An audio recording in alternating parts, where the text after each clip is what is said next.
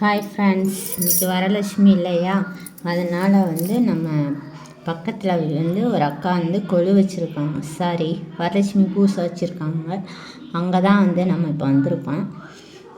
பாருங்கள், இது நம்ம அவங்க பக்கத்தில் இருக்கவங்க, அப்புறம் சொந்தக்காரங்க அப்படின்னு சொல்லி எல்லோரும் உட்காந்து இப்போ பாட்டு பாடிட்டுருக்கோம்.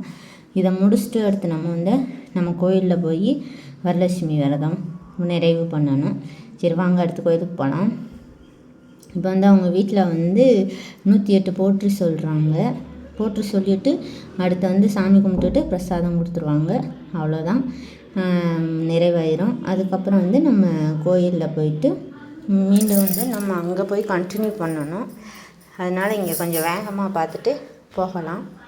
நீங்கள் இந்த மாதிரி வீட்லலாம் வரலட்சுமி பூசை வச்சுருக்கீங்களா அப்படின்னு சொல்லி கமெண்ட் பண்ணுங்கள். இப்போ நம்ம கோயிலுக்கு போகலாம்.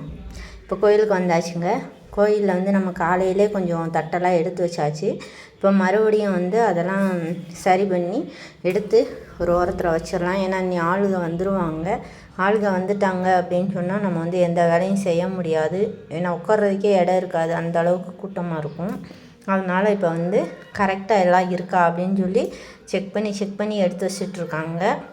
நம்ம மற்றதெல்லாம் காலையிலே பாக்கெட் போட்டாச்சு. எல்லா வேலையும் காலையிலே முடிஞ்சிருச்சு. இப்போ அதை ஒரு தடவை செக் பண்ணி எடுத்து வைக்கிறாங்க, கரெக்டாக இருக்கா அப்படின்னு. இப்போ பாருங்கள், கூட்டம் ஓரளவுக்கு வர ஆரம்பிச்சிட்டாங்க. நம்ம அதுக்குள்ளேயே விளக்கையும் போட்டுடலாம் அப்படின்னு சொல்லிட்டு விளக்கும் போட்டாச்சுங்க. குட்டீஸ் எல்லாம் ஒரே ஜாலியாக விளாண்டுட்ருக்காங்க. இப்போ எல்லோரும் வந்துட்டாங்க, வரலட்சுமி பூஜை ஆரம்பிச்சிட்டாங்க. இப்போ பாட்டு பாடி 108 போற்றி சொல்லிகிட்ருக்காங்க. அம்மனுக்கு 108 போற்றி சொல்கிறாங்க. அது முடிஞ்சிட்டு அப்புறம் ஒரு சில பாடாட்டம் பாடுவாங்க. அதுக்கப்புறமாட்டிக்கு தான் நம்ம பூசையெல்லாம் முடிச்சுட்டு பிரசாதம் வாங்குவோம். இப்போ பாருங்கள், உட்காரவே இடம் இல்லை, அந்த அளவுக்கு கூட்டமாக இருந்தது நம்ம கோயிலில்.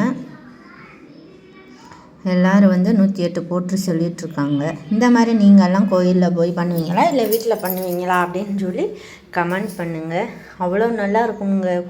நல்ல ஆளுகளோடு சேர்ந்து பேசிக்கிட்டு ஜாலியாக பாருங்கள், எவ்வளோ ஹாப்பியாக வரலட்சுமி பூஜை நடக்குது அப்படின்னு சொல்லி. இவங்க தான் அந்த 108 போற்றி சொல்கிறாங்க. நல்லா இருக்குங்க, ஜாலியாக. நீங்கள் இந்த மாதிரிலாம் என்ஜாய் பண்ணியிருக்கீங்களா? பண்ணியிருந்தீங்கன்னா கமெண்ட் பண்ணுங்கள். பண்ணலைன்னா அடுத்து பண்ணுங்கள். இந்த மாதிரி பூசையெல்லாம் நீங்களும் உங்கள் வீட்டில் வைங்க, சிறப்பாக இருக்கும். இப்போ 108 போட்டு சொல்லியாச்சு.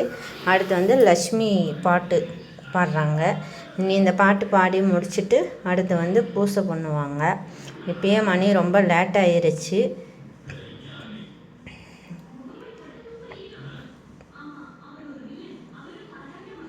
இப்போ பாட்டு பாடி முடிச்சிட்டாங்க. அதுக்கு இடையில இங்கே சமையல் வேலை நடந்துகிட்ருக்குங்க. நம்மளுக்கு சாப்பாடு கொடுக்கறதுக்காண்டி பருப்பு பாயாசம், அப்புறம் கதம்பம் சாதம் அப்படின்னு சொல்லுவோம். சில பேர் அதை சாம்பார் சாதம்னு சொல்லுவாங்க. அப்புறம் பொங்கல், சக்கரை பொங்கல் ரெடி ஆகிட்டுருக்கு. அதுக்கு இடையில இவங்கெல்லாம் மாற்றி மாற்றி பாட்டு பாடிட்டுருக்காங்க. சரி, பாடி முடித்தவங்களையும் சாப்பாடு ரெடி ஆயிரும். இப்போ பாடி எல்லாம் முடிச்சாச்சு. இப்போ பூசை பண்ணிகிட்ருக்காங்க. அம்மாவுக்கு பூசை நடந்துகிட்ருக்கு. இப்போ பூசையும் நல்லபடியாக நடந்தாச்சு. அடுத்து என்ன அப்படின்னு பார்த்தீங்கன்னா, நம்மளுக்கு குங்குமம் இதெல்லாம் வச்சு விடுவாங்க. ஆலாத்தி இதெல்லாம் நம்மளுக்கு காட்டுவாங்க. சாமியை கும்பிட்டுட்டு அதுக்கப்புறம் நம்ம மஞ்சள் குங்குமம்லாம் வாங்கிக்கிட்டு நம்மளுக்கு பிரசாதம் அந்த தட்டு எடுத்து வச்சுருக்கோம் இல்லையா, தட்டு கொடுப்பாங்க. பூசை தான் நடந்துகிட்ருக்கு. இப்போ வரலட்சுமிக்கு நடந்துடுச்சு. இப்போ உள்ளே இருக்கிற அம்மனுக்கு பூசை பண்ணிகிட்ருக்காங்க. நல்லாயிருக்குங்க. நீங்கள் உங்கள் கோயிலில் இப்படிலாம் பண்ணுவீங்களான்னு சொல்லி சொல்லுங்கள்.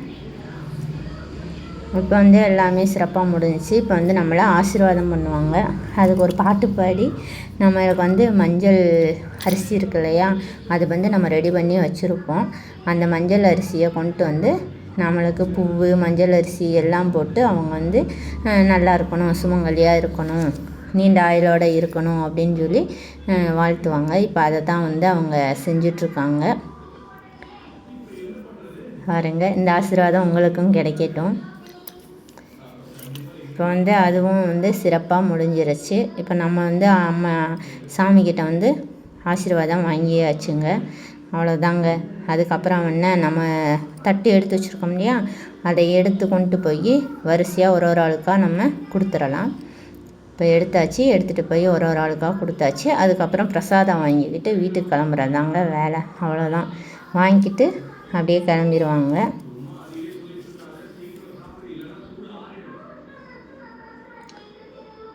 இப்போ தட்டு வாங்கிட்டாங்க. அது வந்து பிரசாதம் கொடுக்கறதுக்கு, பாயாசம் கொடுக்கறதுக்கு வந்து கப்பு கொடுத்துட்ருக்காங்க.